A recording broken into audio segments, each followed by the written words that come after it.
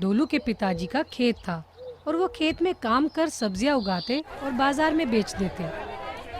डोलू की माँ घर का काम करती और गाय का दूध निकाल के गांव में बेचती। डोलू स्कूल में पढ़ता था। कभी वो पिताजी को खेती में हाथ बटाता तो कभी माँ के घर के काम में। डोलू एक बार स्कूल से आने लगता है, तब उसे बाजार में एक नई मोबाइल शॉप लगी हुई दिखती है। वह अंदर जाता है। शॉप का मालिक बोलता है, आओ आओ ढोलू, कैसी लगी मेरी नई शॉप? मेरे पास तुम्हारे लिए बढ़िया ऑफर है, 2 एंड्रॉइड मोबाइल के साथ एक फ्री। सोच लो, घर में जाकर बताओ। ऑफर सिर्फ 3 दिन रहेगा।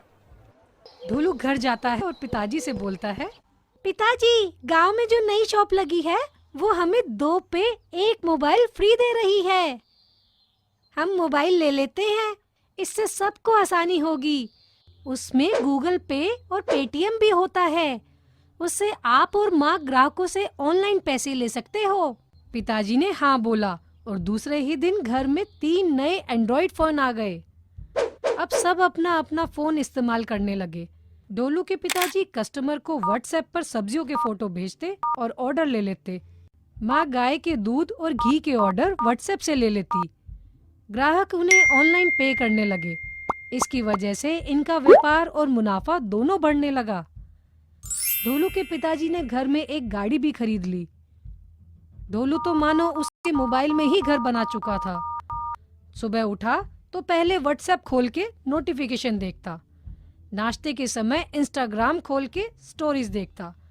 जब पिताजी गाड़ी से स्कूल छोड़ने आते तो सेल्फी लेके #डैडी ऑन मिशन ऐसी पोस्ट फेसबुक पर डाल देता। स्कूल खत्म होते ही और एक सेल्फी लेता और पोस्ट करता, मिशन कंप्लीटेड। जब घर आता तो पढ़ाई में कम और टिकटॉक पे वीडियो ज्यादा देखता और सोते समय इंस्टाग्राम, फेसबुक, व्हाट्सएप पे पोस्ट करता, वेटिंग फॉर टुमारो। ये हरकतें माँ और पिताजी को बिल्कुल अच्छी नहीं लगी। मोबाइल आने के बाद ढोलू तो मानो बदल ही गया था। माँ को उसकी चिंता होने लगी। उस पे मानो सेल्फी निकालने का भूत सवार हो गया था। एक दिन माँ पिताजी को बोली, अजी सुनते हो, हमें ढोलू के लक्षण कुछ ठीक नहीं लग रहे। उससे पढ़ाई न हो पाएगी। तुम उसे खेती बाड़ी सिखा दो। पिताजी बोले, मैं समझ सकता हूँ, पर पढ़कर उसे अच्छा नागरिक बनाना है और आर्मी में देश की सेवा करनी है।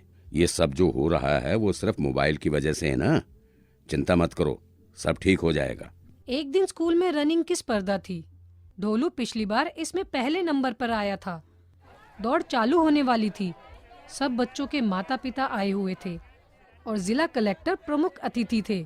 जिला कलेक्टर ने ये बोला था कि इस रेस में जीतने वाले बच्चे को वह आर्मी स्कूल में भर्ती करवा लेंगे। दौड़ शुरू हो गई। ढोलू दौड़ने लगा और देखते ही देखते वह प्रथम आ गया। माँ पिताजी बहुत खुश हुए। उन्होंने उसे उठाया और सेलिब्रेशन किया। पर ढोलू पर तो सेल्फी का भूत सवार था। उसने फिर से सेल्फी निकाली और पोस्ट किया, #victory day, born for army. Dholu बहुत खुश था। सब घर आए तब पिताजी बोले, बेटा, तुम्हें बधाई। तुमने हम सबका जो सपना था वो आज पूरा किया। तुम अब आर्मी स्कूल में जाओगे और अफसर बनोगे। पर एक बात बोलनी थी, ये मोबाइल से सेल्फी खींचना बंद करो। ये तुम्हारा ध्यान भटका रही है। ढोलू बोला, नहीं नहीं, सेल्फी तो बहुत जरूरी है, इससे मेरा ध्यान नहीं भटकता। सबने खाना खाया और सो गए। दूसरे दिन सब घूमने गए। सब एक मंदिर गए। दर्शन होने के बाद सब मंदिर के बाहर रुके थे। तभी ढोलू ने अपना मोबाइल निकाला और सेल्फी लेने लगा।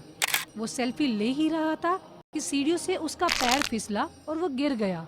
उसका पैर फ्रैक्चर हो गया।